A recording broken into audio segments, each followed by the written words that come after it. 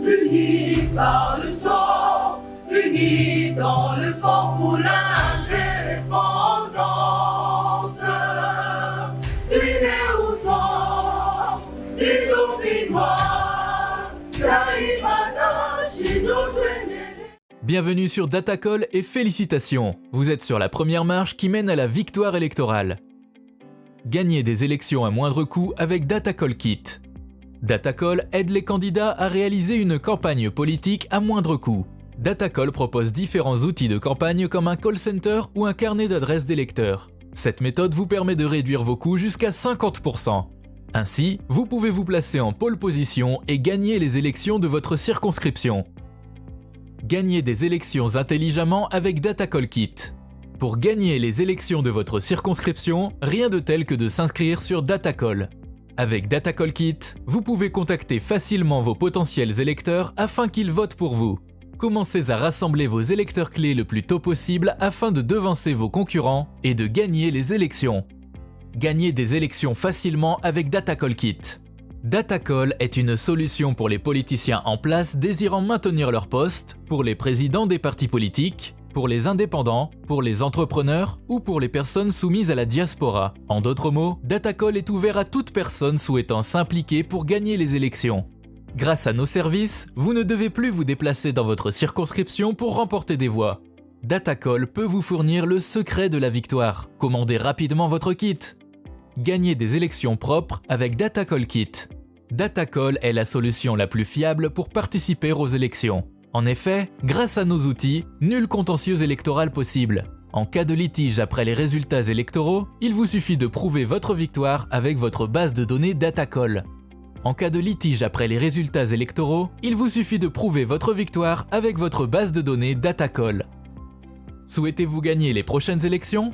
Alors, réservez sans plus tarder votre kit gagnant d'élection sur datacallkit.com et soyez le prochain élu de votre circonscription. Le nombre de kits est limité, réservez le vôtre maintenant. Le nombre de kits est limité, réservez le vôtre maintenant. www.datacallkit.com www.datacallkit.com. Mesdames et messieurs, merci de suivre Critique Info, l'unique partie d'aujourd'hui. Vous l'avez remarqué certainement, l'émission qui est passée aujourd'hui, c'est l'émission, la deuxième partie de l'émission qui devait passer hier. On a eu un petit souci technique, ce qui fait qu'aujourd'hui, je n'ai pas pu tourner les deux numéros, je n'ai fait qu'un seul numéro. Vous pouvez comprendre, la technique a parfois un langage que l'on ne maîtrise pas. Lubumbashi, 250 jeunes à l'école de l'idéologie, Ensemble pour la République. Conseil d'État, une léthargie inexplicable émaille les dossiers du DGAI suspendu de l'OGFREM. Enfin, ce n'est pas que la question du Conseil d'État. C'est une question générale de notre appareil judiciaire. Et nous l'avons dit, nous continuons à le dire. Le président de la République a besoin de 3 personnes, a besoin d'un conseiller juridique. Alors, je vais dire sérieux, d'un conseiller juridique suffisamment outillé, armé, pas que de gens qui peuvent applaudir le président, puisque dans la cour du président, quand il y a plus d'applaudissements, il y a beaucoup de bruit et la raison s'échappe. Il faudrait qu'à un moment donné, dans la cour du président, qu'il y ait une ligne, on ne va pas dire des dissidences, mais une ligne qui garde encore l'objectivité. De gens qui sont capables de dire au président, Monsieur le Président, nous faisons fausse route, Monsieur le Président, nous faisons la bonne route. Si ces gens-là n'existent pas au sein, je veux dire, dans la cour du roi, il est totalement impossible d'avancer. Puisque le pouvoir lui-même a une dose de légèreté, le pouvoir lui-même a une dose de légèreté, a une dose d'intolérance, a une dose d'orgueil, a une dose de surestimation et de surévaluation. Ça, c'est le pouvoir. C'est aussi l'état du pouvoir. Je vous ai montré un livre que je lis souvent ici, le livre de Chomsky, Comprendre le pouvoir. En fait, quand vous n'avez pas l'idée du pouvoir, c'est compliqué. Le pouvoir, c'est aussi ça. Le pouvoir, c'est aussi les excès du pouvoir. L'intransigeance, le fait de ne pas écouter les gens, ça a toujours ça. Mais si vous avez des hommes autour de vous qui font exactement comme Montesquieu le dit, dans la disposition des choses, il faut que le pouvoir arrête le pouvoir. Il faudrait qu'à un moment donné, qu'il y ait un contrepoids. Vous êtes président, c'est vrai. Vous êtes ministre, c'est vrai. Vous êtes roi, c'est vrai. Mais vous devez écouter des gens qui peuvent vous dire, Sa Majesté, on ne peut pas aller dans cette direction. Mais pourquoi? Moi, je veux, Sa Majesté, on ne peut pas. Ce n'est pas la bonne voie. Ce n'est pas la bonne direction. Alors, quand vous n'avez pas des gens comme ça, des gens qui ont peur de perdre le poste, des gens qui ont peur d'affronter le roi, alors c'est très compliqué. Même dans la Bible, vous avez vu que beaucoup de royaumes sont restés forts parce qu'à un moment donné, il y avait des gens qui pouvaient dire au roi, pas question. Vous avez des gens comme Achitophel. Ils sont nombreux dans la Bible. Des gens qui disaient au roi des choses et le roi écoutait.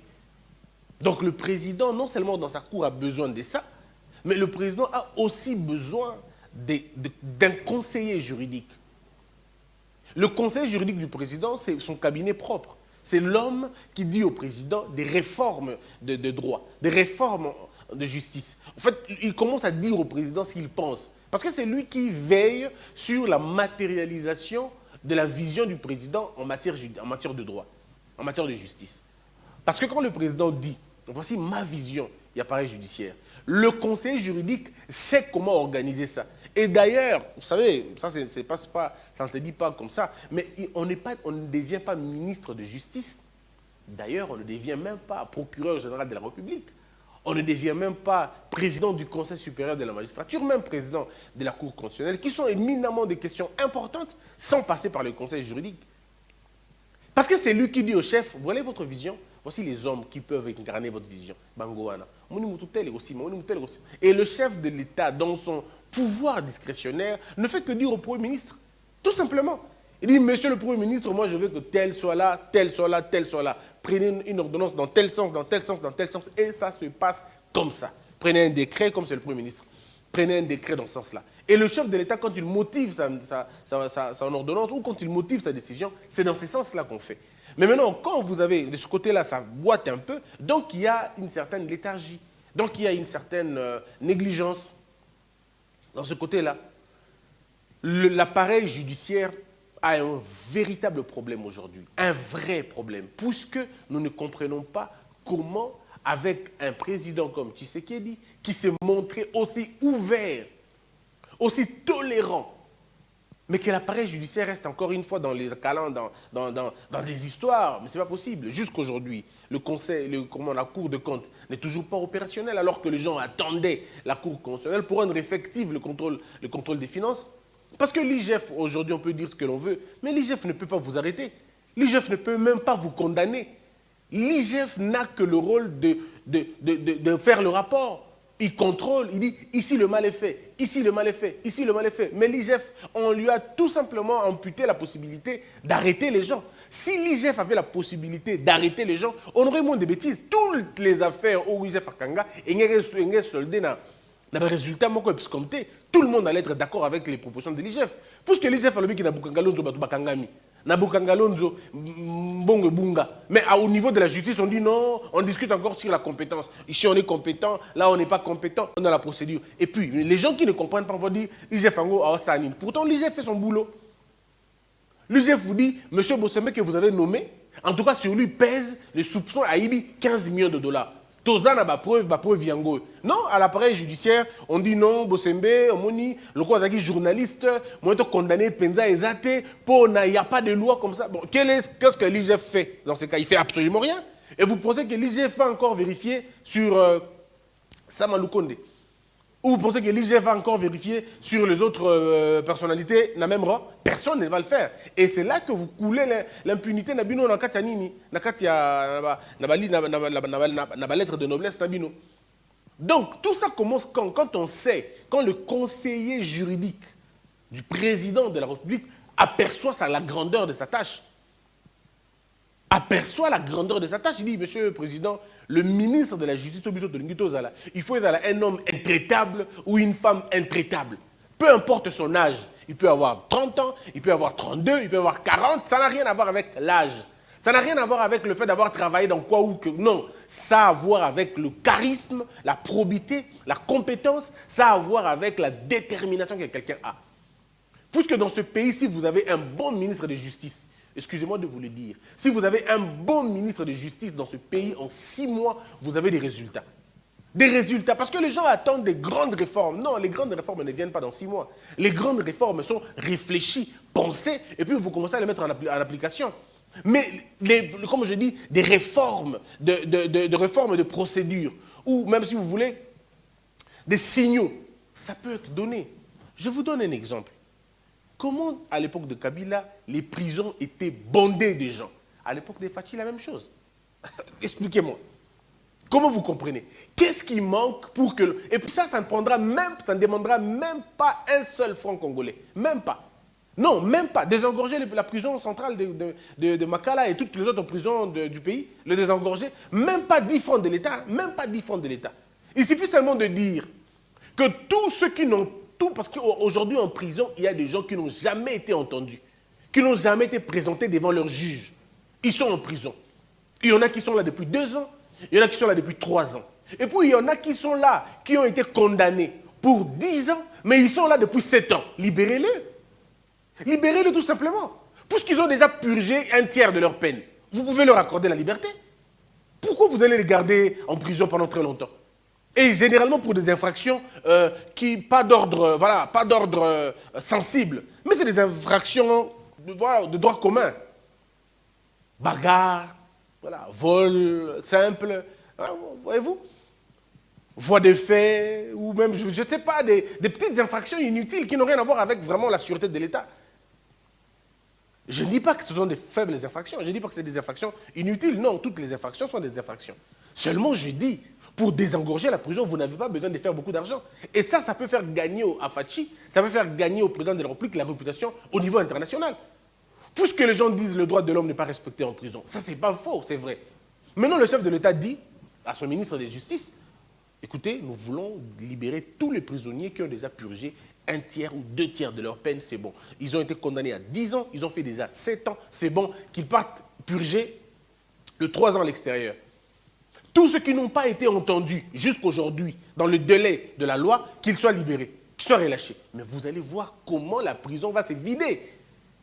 La prison va se vider. Et lorsque la prison se vide, ça vous permet de le réhabiliter. Et pour réhabiliter nos prisons, vous n'avez pas besoin que l'argent sorte de l'État congolais. Il y a des programmes à l'international. Il y a des programmes au niveau international qui sont prêts à financer la reconstruction, la réhabilitation de vos prisons. Il y a des programmes comme ça. Mais dites-moi la vérité, vous n'allez pas vouloir le faire parce que votre compte, vous ne le trouverez pas. Les gens veulent que l'argent sorte du trésor public pour qu'ils puissent prendre un peu d'argent. Mais même alors, on peut dire, ok, on veut bien même avec notre propre argent. Mais l'IGF avait une idée louable ici, vous vous souvenez, où on voulait annexer les ingénieurs là-bas pour faire ces choses-là. Donnons plus l'argent aux gens, donnons l'argent aux ingénieurs, donnons l'argent aux coopératives, donnons l'argent aux entreprises privées, où vous pouvez trouver même des institutions qui ont déjà fait ce boulot-là. Donc, vous donnez par exemple à Oxfam, ou vous donnez à PAM, ou vous donnez, je ne sais pas moi, à Caritas, ou vous donnez à des organisations comme ça, vous dites réhabiliter la prison. Et ils le font, et vous veillez sur eux. Non, le problème c'est que nous pouvons réussir à construire ce pays si nous le voulons. Il n'y a pas, oh non, Akendaki, Azongaki, il n'y a pas de ces choses-là. On peut le faire. Donc le problème, ce n'est pas le Conseil d'État. Le problème, c'est l'esprit de l'appareil judiciaire, comment il est. Avouons-le, notre appareil judiciaire a des lacunes, et des lacunes criantes. Ben, la faute incombe, au conseil juridique du président de la République qui n'est pas. Donc vous comprenez ce que je veux dire. Deuxième chose, le président du conseil supérieur de la magistrature qui ne prend pas des choses à la hauteur, Nango, bon, parce qu'après vous savez comment ça s'est passé. Et puis vous avez le ministre de la Justice. Ce sont les 3 grands responsables de la débâcle judiciaire qu'on a aujourd'hui. C'est les 3 premiers responsables d'abord. Puis, on va parler des questions de financement après. Puis, on va parler des questions d'organisation après. Mais ceux qui partagent la faute, c'est d'abord ces trois entités. Quand je dis, je ne parle pas des hommes, des humains. Non, je vous parle de ce système-là. Puisqu'après, vous allez dire au conseiller du juridique du président, que je ne connais même pas d'ailleurs, vous allez dire, oh non, ce qui peut monsieur Christian Bousseba Ligakaote. Non. Je ne sais pas si c'est un monsieur ou une dame, je dis déjà que je n'ai pas de problème personnel. Pas du tout. Pas du tout. Moi, j'ai un problème avec la méthodologie. L'actuel président du Conseil supérieur de la magistrature, je ne connais même pas qui c'est. Et le ministre de la Justice, j'ai beaucoup de respect pour la dame, ce n'est pas d'elle que je parle. Je suis en train de parler du système, du fonctionnement. Parce que à un moment donné de la vie, il faut qu'on se dise des vérités. Que sur ces plans-là, on n'est pas en train de voir des efforts. Ah, pas du tout. Pas du tout. Et regardez, quand les gens veulent attaquer Fachi, ils attaquent là-bas. On attaque Fachi que là où il y a eu là où il y a des erreurs de casting. Au niveau de l'EPST, vous le savez vous-même, quand on parle, on dit on est les médias de la haine. Mais on aurait pu gagner beaucoup de choses là-bas. Beaucoup de choses là-bas. On a pris du retard inutilement. On serait très loin maintenant, très loin. La gratuité de l'enseignement, excusez-moi de vous le dire, n'avait aucune raison d'échouer. Aucune raison, même pas d'échouer. Aucune raison d'hésiter. En 3 ans, on pouvait récupérer, recadrer beaucoup de choses. Mais ça, les gens ne veulent pas comprendre. Vous avez beaucoup d'étudiants. Est-ce que vous savez que l'ISP, c'est partout au Congo? ISP, c'est quasiment partout en République démocratique du Congo. L'ISP forme qui? Mais des enseignants. C'est-à-dire que vous avez des élèves de l'ISP. Vous en avez qui sont en 3e, qui sont en 2e de licence. Vous en avez ces gens-là, mais qui ne donneront jamais cours. Jamais. Vous voulez changer les niveaux, mais c'est là qu'on change. Vous voulez changer le niveau des enseignants, mais commencez d'abord là où on les enseigne, à la source d'abord. Commencez par former les formateurs avant que les formateurs ne puissent former les autres. D'abord les formateurs. Et ça, on peut bien le faire. Mais comment on va y arriver si déjà à ce niveau-là, il n'y a pas un couloir qui se comporte convenablement? Il y a le dossier au niveau de la justice. Vous avez vu le dossier de César Limbaya. Comment vous expliquez aux Congolais que 13 voix peuvent tomber devant 6 voix? On est en face de quoi? Des voix qui comptent triple ou des voix qui comptent une seule voix? Comment quelqu'un qui a 13 voix, lui, peut tomber et celui qui a 6 voix, lui, peut gagner? Même si on dit qu'il y a Dol. Dol à quel niveau? Dol à la 7e voix, 8e voix, 9e voix, 10e voix, 11e voix. Quel est le Dol? Il est où? Et les gens qui n'ont pas beaucoup de cervelle disent non, la fraude corrompt tout. Mais la fraude corrompt tout, ça n'a rien à voir avec ces contextes. Non. La fraude corrompt tout, c'est dans la procédure, ce n'est pas dans... C'est dans la procédure, c'est dans l'anonymat, c'est dans le contexte global. Ce n'est pas dans des contextes particuliers, ce n'est pas dans le comptage que le dol corrompt. Mais attendez, on est où? C'est quel droit on veut enseigner aux gens aujourd'hui? On ne comprend absolument plus rien. Alors, si les droits arrêtent d'être dits convenablement, mais nous commençons par contre de produire des incantations et le mysticisme juridique, allais-je dire, on est tombé, on ne saura plus se relever. Monsieur le Président, moi je conseille les chefs de l'État, pour qui j'ai beaucoup de respect, beaucoup d'affection d'ailleurs, de prendre des mesures alors sévères. Tous les problèmes que vous avez dans le gouvernement, les gens ne comprennent pas, peuvent se régler quand on changera les cabinets du président. Mais je vous dis, c'est quand même pas possible. Attendez, vous êtes conseiller du président. Pire encore, conseiller spécial du président. Et vous allez vous incliner devant un ministre? Attendez 2 secondes. Comment un ministre peut inviter un conseiller du président dans son cabinet et le conseil du président dans le cabinet du ministre? C'est vous qui l'appelez chez vous. Non, mais attendez. Je ne comprends pas. Comment un conseiller du président de la République peut appeler un colonel mon colonel? Comment vous arrivez? Comment? Il n'est pas ton colonel, il est colonel. Le terme mon colonel, c'est quand vous êtes dans le commandement de ces derniers. Il n'est pas vous n'êtes pas dans son commandement. Le pouvoir, quand on l'a, on l'utilise. Quand on a le pouvoir, on l'utilise. On ne négocie pas quand on a le pouvoir. Non. Sinon, mais voilà, quand vous comprenez... Bokondi babota maranango. Bakola kanango, babate la kango, balenge la kango, basimba kango, pe basale la kayango. Bokondi ba négocier kanango ta? Comment tu peux... Mais attendez, waouh. Je suis magistrat, je suis juge, et le conseil du président m'appelle. Je suis juge, le conseiller du président m'appelle, ou je suis procureur. À niveau un parquet général de la République. Et toi, un conseil du président, tu m'appelles pour me donner une injonction.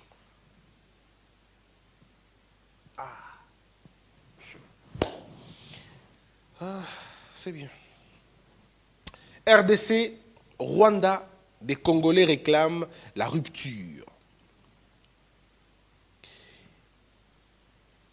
Il y a quelque chose de fondamental qu'il faut dire aux Congolais. Moi, je le crois profondément. La question du Rwanda, d'abord, il faut arriver à déconstruire dans la tête des Congolais. Il faut qu'on arrive à faire la distinction entre le peuple rwandais et la politique rwandaise.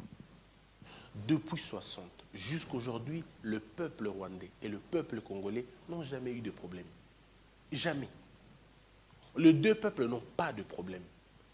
Je suis contre le fait que des Congolais en Europe ou ici en Afrique ou au Congo, vous voyez une Rwandaise ou un Rwandais, vous l'accablez des tirs, vous l'insultez, vous les attaquez. Non. Peu importe ce que l'on veut, mais cette lutte doit rester intellectuelle. Cette lutte ne peut pas descendre au niveau du caniveau pour commencer à s'insulter. On ne nous écoutera pas quand on insulte. On nous écoute quand on réfléchit.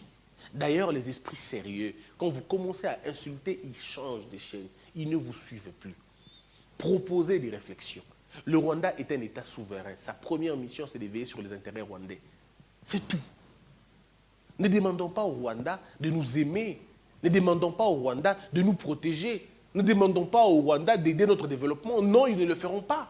Et ce n'est pas leur problème. C'est que nous devons travailler nous-mêmes, c'est d'abord nous organiser. La différence entre le Rwandais et les Congolais, c'est que le Rwandais est discipliné et il est organisé. Vous, ici, vous êtes désordonné et mal structuré. Ça, c'est déjà votre problème. Alors, commencez par le faire à l'intérieur. Commencez par vous organiser. Vous pensez que tous les Rwandais sont d'accord avec la politique de M. Kagame? Non. Est-ce que vous les avez déjà entendus raconter des choses, crier, insulter? Mais vous êtes un peuple comme ça. Et le professeur Kamana le disait si bien, l'imbécilité collective, due à la musique, à la politique et à la religion. Moi, j'ai bien évidemment ajouté le média aussi.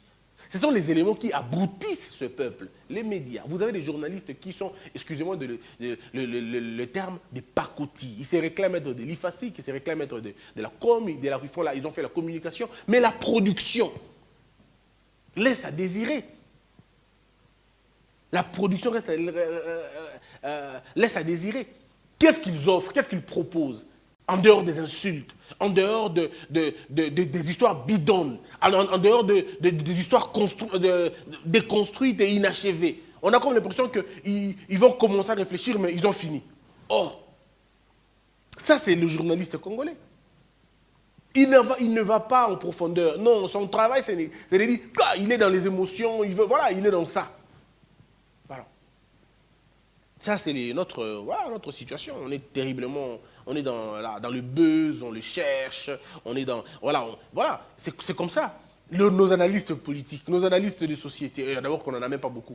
Mais regardez quelle légèreté, regardez quelle facilité. On a eu une insulte, mais ici. Pour un petit rien, on insulte. Pour un petit rien, on attaque les parents. Pour un petit rien, nous, on n'est que dans les excès. Excès. Maintenant, quand on vous dit, faisons tout le monde peut réfléchir. Non, mais attendez, vous n'allez pas construire votre pays, n'a pas étiquette. Au Congo, il suffit de ne pas être d'accord avec quelqu'un. On vous fait passer pour un opposant, et si vous n'avez pas beaucoup de chance, on vous fait passer pour un traître. Voilà. C'est ça notre plus grand problème. Au lieu de réfléchir au fond de nous, de dire non, mais écoutez, là, ce n'est pas la bonne direction. Ici, on va cesser avec les émotions, on va regarder la raison. Comment on va faire ces choses? Comment on va opérer le choix? Comment on va prendre ça? Nous, on est dans les spectacles. Kita qui est l'ambassade à Rwanda. Ouais, nous, on est dans ça. On va politicien, il est l'ambassade à Rwanda. Et puis après, c'est fini. 2 mois après, 4 mois après, on oublie, on recommence autre chose. Les résultats qu'on attendait n'est pas arrivé. Parce que les gens sont dans les émotions, les gens sont excités. Les gens sont, dans la subjectivité, mais vous n'allez rien construire dans ça. Au lieu qu'on intéresse les universités, au lieu qu'on fasse appel aux historiens pour dire, rappelez les hauts faits du Congo, rappelez les hauts faits du Zaïre. Qu'est-ce que le Zaïre a fait à Khartoum? Qu'est-ce que le Zaïre a fait à Force? Qu'est-ce que le Zaïre a fait à Sayo? Qu'est-ce que le Zaïre a fait na bamboka ou binutu boka na ba avenue na bino ya Kota Victoire? Toutes les avenues dans la Victoire, wana ba Sayo, Kota Victoire, et da ba Sayo, comment on se dit, donnez-moi, et da ba Sayo, ba Éthiopie, toutes les avenues que vous avez là sont des avenues aux armées zaïroises et Bunda. Parlez des hauts faits du Zaïre. Ça va redonner de l'espoir aux gens. Dites ce que le maréchal faisait. Publiez les photos où lorsque M. Kagame venait, il s'inclinait devant Mobutu. Parlez de votre suprématie du passé, ça va influencer votre avenir. Les gens vont dire, voilà, on ne va pas bouger ailleurs. Mais vous avez oublié tous vos succès du passé. Votre belle robe, il y a honneur, il y a dignité, il y a personnalité, il y a prestige au Mozalaki Nango. Bon, ici. Oui, parce qu'à un moment donné de la vie, on a connu des gens qui nous ont enlevé la fierté du Congo. Depuis l'entrée de l'AFDEL, la fierté du Zaïre est partie. La fierté d'appartenir à un peuple grand est partie. Les pays comme le Zimbabwe, les pays comme la Namibie, les pays comme la Zambie, aujourd'hui, ces pays-là peuvent dire, nous pouvons vous envoyer des soldats. Ah! Les Zaïres du maréchal. Les Zaïres du maréchal, vous allez envoyer. Quel est ce pays africain qui pouvait, à part la Libye, quel est ce pays africain qui pouvait ne serait-ce que lever même son petit doigt pour parler aux grands Zaïre à l'époque? Mais ça, c'est le passé. Mais est-ce que c'est impossible de refaire ces choses? Non, c'est possible. Mais ça ne peut se faire que dans l'ordre. Ça ne peut se faire que dans la capacité de nous organiser. Ça peut réussir. Donc, commençons d'abord intérieur. Ici, au niveau de l'intérieur, on réussit d'abord à faire les choses. On essaie d'aller plus loin que ça. Nos écoles, dans quel état nos écoles se trouvent? J'ai vu une photo du Rwanda où on apprenait, je ne sais pas si c'est au Rwanda, où on apprenait aux enfants, aux élèves, de charger les armes et de tirer. Mais ça, tollé général là. Les Congolais sont dans les émotions. Ah, Moni, qui vous empêche d'apprendre ça à vos enfants? Qui vous empêche?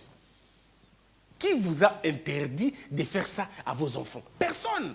En fait, moi, je suis en train de dire aux Congolais, et je le dis depuis très longtemps, n'accusez pas les autres pour votre sous-développement.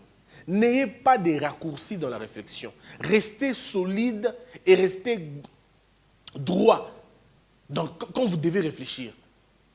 Nous allons faire comment? Comment on va faire? Vous avez des professeurs comme le professeur Tumbalouaba. Vous avez des gens comme Raphaël Ngoïmouchila. Vous avez des gens comme Bokulaka Jean Bélé, le professeur Jean Bélé. Vous avez des professeurs René Mouzaliwa. Ils sont nombreux, hein, des professeurs comme ça. Baza Ebélé, le professeur Bakandeja et tout ça. C'est des gens que vous pouvez appeler, bon, des grands historiens aussi. Il y en a beaucoup, je dois vous le dire. Il y a des gens qui maîtrisent la question de la région, qui ont des réponses aux vraies questions, qui connaissent la faiblesse de nos pays voisins, qui connaissent là où on va vraiment, véritablement appuyer pour que ça fasse très mal. Ils sont là.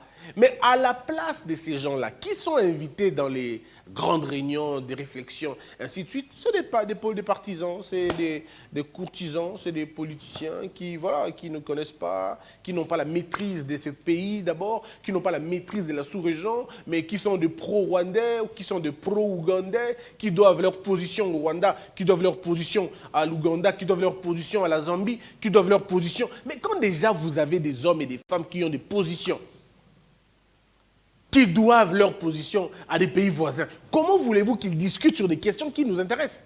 Ils ne discuteront jamais. C'est pourquoi nous demandons, il faudrait à un moment donné qu'on réfléchisse, qu'on donne voies et moyens. À quoi sert votre RTNC? Votre RTNC sert à quoi? Chaque matin, chaque midi, chaque soir, on aurait dû voir Miloko FRDC. Le chef de l'État, militaire, ça dit qu'on devrait voir ça. Exploit l'état des sièges, il y a en boucle. Un pays, quand on regarde sa chaîne nationale, on sait quelles sont ses urgences, quelles sont ses priorités. Mais en tout cas, au moins la photo chef de l'État attend 1000 fois la journée. Bon, attendez, vous voulez quoi? Nous avons besoin d'un RTNC, on a image, donc débat sur la grandeur du Congo, émission sur la puissance de la RDC, documentaire sur Russie, il y a FRDC à Kala, il y a Zaïre à Kala. C'est comme ça qu'on prépare l'opinion. C'est comme ça qu'on prépare l'opinion. Exploit et armée à Kala, on en a besoin maintenant. On a Mobutu, on a besoin de ça. Et ça à la RTNC. Imaginons que tous les jours, même image, oh, le peuple aura un autre message. Et aussi, il est temps que le président, moi je demande au chef de l'État, de réunir des journalistes. Monsieur le Président, il est temps de réunir des journalistes et des influenceurs. Soit un jour, soit 2 jours différents. Le chef de l'État reçoit la presse nationale dans son ensemble. Les grands médias, pas les petits, les grands médias. Vous le recevez. Et Monsieur le Président, vous leur dites ce que vous pensez.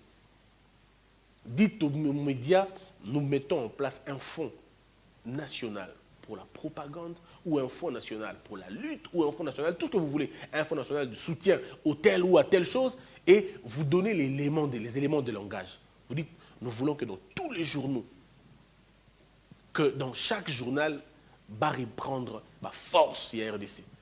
Va reprendre une... Voilà, donc, utilisez ces choses. Mettez ça en exergue. Montrez la suprématie de la RDC. Et tous les journaux, imaginons que déjà, Congo Buzz a ça déjà. Il y a un besoin qui parle de Congo Buzz, toujours bandango déjà. Chaque soir, on a déjà on le fait gratuitement d'ailleurs. On ne nous a même pas donné l'argent. Mais pourquoi? Parce que nous voulons dire aux Congolais que ne vous en faites pas, les Congo n'est pas ce qui était hier. Les choses ont changé. On est prêt. Et c'est ça, cette dynamique-là dans nos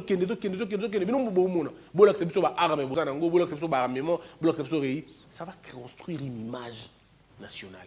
Et les médias vont faire la même chose. Et puis le chef de l'État, un autre jour, vous recevez les influenceurs. Les influenceurs, ça veut dire ceux qui sont sur YouTube, ceux qui ont des réseaux sociaux, ceux qui ne sont pas journalistes forcément, mais qui sont dans les réseaux sociaux. Vous avez des gens qui sont sur Twitter, sur Facebook et bien d'autres. Et sur YouTube, vous les avez. Ils sont nombreux, mais vous commencez à prendre à partir de ceux qui ont 50 000 abonnés.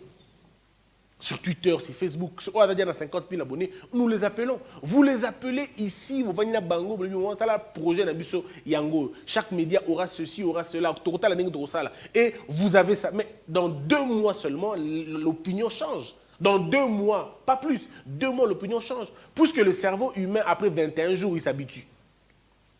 21 jours suffisent, on appelle ça la règle de 21. 21 jours, ça suffit, le cerveau s'habitue à ça. Et le cerveau commence à reproduire le même logiciel. Et si on le fait, mais c'est terrible. Vous appelez des comédiens. Ils font la même chose, les mêmes théâtres. Vous appelez les musiciens. On sort une compilation de chansons sur la force du Congo. Kabila l'avait fait, Kabila le père, avec Nzemboya, Tokufa pour le Congo. On peut le faire maintenant. Où nos musiciens sont mis ensemble pour chanter la gloire, l'honneur de la RDC. Pas la peur. Parce qu'à l'époque de Kabila Joseph, on avait fait chanter à nos musiciens des choses inimaginables. Est-ce que vous imaginez? On nous a fait chanter des chansons à Gobanga, Nzambe, Likola Est, Tozokouf. J'avais mal au fond de moi quand j'entendais des chansons comme ça. Tozokouf, Pona Est, Lissou, tout ça. Il y en a même des musiciens qui ont pleuré dans les chansons. Je crois même que Dieu, à un moment donné, se disait, mais oh, tu n'as pas de richesse mingi. Bon, au Rwanda, tu peux prendre ces richesses-là et les Sabango, zone de richesse, on a bon, les langues. Nous voulons avoir des chansons comme des Zoulous, des chansons d'honneur, de gloire, des chansons de... Voilà, va en guerre, ils ont réveillé Bino. Pas des chansons qui font pleurer.